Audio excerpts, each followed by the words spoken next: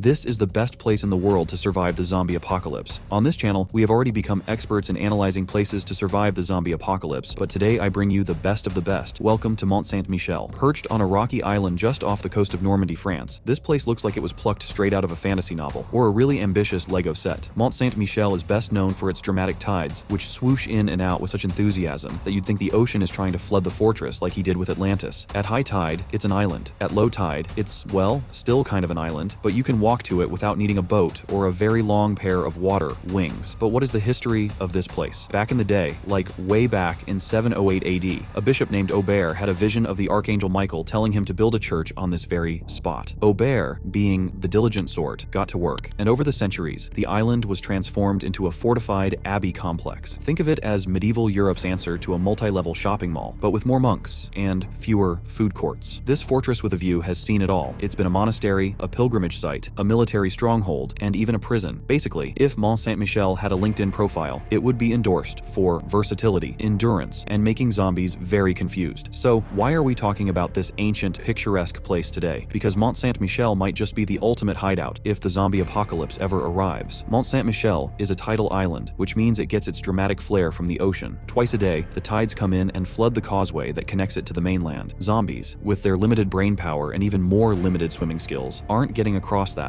Imagine them trying to wade through waist-deep water while you're up on the mount sipping tea and watching the show. It's like nature's very own zombie repellent. Then, there's the elevation. Mount Saint Michel stands tall at about 92 meters. That's 300 feet for the non-metric folks. It's like the island's giving you a perpetual king of the hill status. From this vantage point, you can see zombies coming from miles away, giving you ample time to prepare, or just laugh at their futile attempts to reach you. Plus, the view is killer, no pun intended. Let's not forget the island's rocky base. It's steep and rugged, making it a real challenge for anything, or anyone, trying to climb up. Zombies aren't exactly known for their agility, so watching them try to scale these rocks would be like watching a bunch of toddlers attempt a rock climbing wall. Spoiler alert, they won't make it. But let's talk about those walls. Mount Saint Michel's fortifications are like the VIP ropes at the hottest club in town, only way taller and made of stone. These walls were built to keep out medieval invaders with swords and siege engines, so a bunch of brain-dead zombies, please, they'll be trying to gnaw on those stones while you're safely inside, laughing and possibly toasting marshmallows over an open fire. Let's not forget the limited entry points. This is the medieval version of a modern secure facility with just one road in and out. This makes it a nightmare for attackers who have to bottleneck themselves in the narrow causeway. Whether it's zombies or humans, they'll be lined up like they're waiting for concert tickets while you're up top, safely out of reach, and possibly enjoying a medieval-themed dance party. In conclusion, Mount Saint Michel's defensive architecture is like a medieval masterclass in fortification, making it the ideal sanctuary from both zombies and those pesky humans who think they can just waltz in and take over. So stock up on supplies, enjoy the unbeatable views, and rest easy knowing you're in one of the most defensible spots on the planet. But at this point, it can't all be good, right? What disadvantages does this place have? Before continuing, if you like this video, remember to subscribe and support this channel. We want to reach 1,000 subscribers before September. Alright, Mount Saint Michel might seem like the ultimate fortress against zombies and pesky humans, but it's not all sunshine and tidal waves. Living on a tidal island means supply runs are a logistical nightmare. You can't just pop out to the store whenever you run low on snacks. Every trip to the mainland requires careful planning around the tide schedule, and you'll need to be quick and efficient. Forget one crucial item, and you're out of luck until the tide cooperates again. It's like the ultimate grocery run challenge, but this time you have to take into account the tides. Imagine arriving late and having to spend the night on land because the tide has risen. Okay, this one's a bit of a stretch, but hear me out. What if zombies float? The tides could potentially bring some waterlogged zombies right up to your doorstep. They might not be the most coordinated swimmers, but hey, stranger things have happened. Better keep an eye on the shoreline, just in case. While Mount Saint Michel is impressively fortified, it's not exactly spacious. You're going to have to get cozy with your fellow survivors. Personal space? Forget about it. But most importantly, how would you make this place sustainable in the long term? You would need a community to trust and adapt the place to grow crops or have livestock in a very limited space. So, while Mount Saint Michel boasts some serious defensive perks, it's not without its challenges. Balancing the tides, managing supplies, and dealing with the quirks of medieval living will keep you on your toes. But hey, surviving the zombie apocalypse was never going to be a walk in the park, right? But honestly, what do you think? Do you think it is the best place to survive the zombies? By the way, the comment with the most likes about another place of this style to analyze will be the next video. What place would you like me to analyze?